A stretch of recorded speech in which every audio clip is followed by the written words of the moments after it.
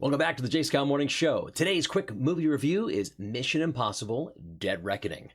This is The Parent's Guide is all below. It's a PG-13 movie for violence and swearing. There is one scene where there's women dancing at a nightclub. It's silhouetted, though. It's far in the back.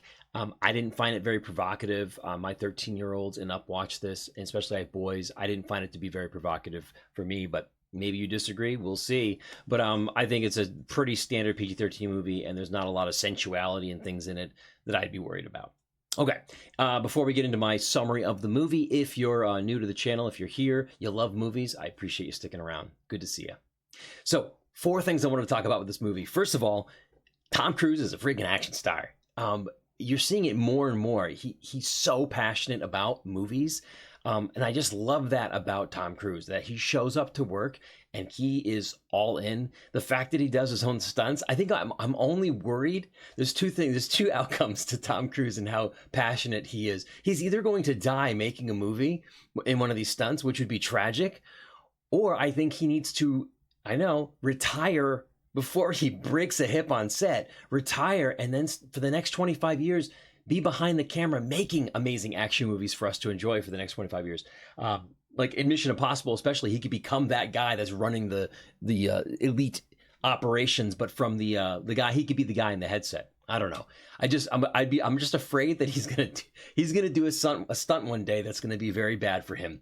And that's the only tragedy of him doing all his own stunts. But this movie specifically, and I think you see this as the movies progress from the first one to this one, there's a ton of action in it. And it's not even just like, okay, there's action. There's scenes in these movies, this one, where you're just like, I can't believe I'm watching this. I can't believe I'm watching this take place. You saw it in the trailer, the motorcycle scene where he's trying to go after the guy, and then he's taking the motorcycle up that hill. It was in the trailers.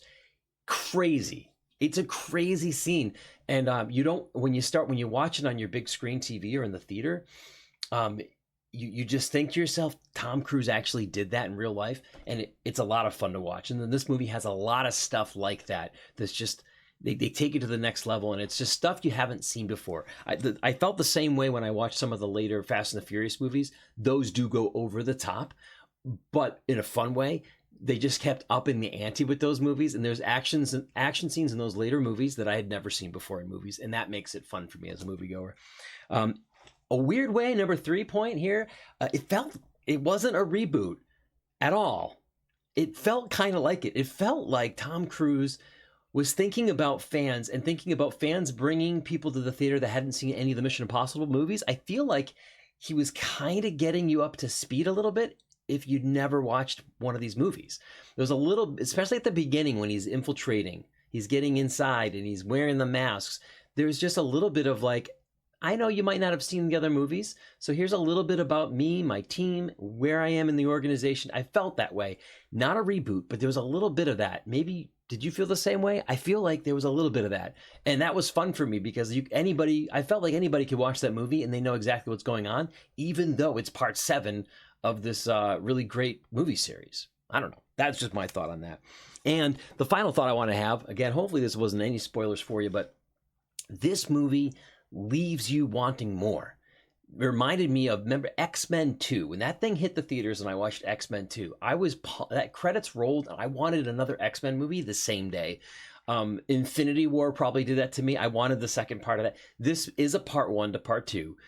But this thing ends and you just want more of it. You want more of what you just saw. It's awesome. So bravo, Tom Cruise, for making a great flick. If you have a movie podcast and you'd like a guest, let's talk. I'd love to be a guest with you on your podcast and talk movies. More with the J. Scott Morning Show to come. We'll see you next time.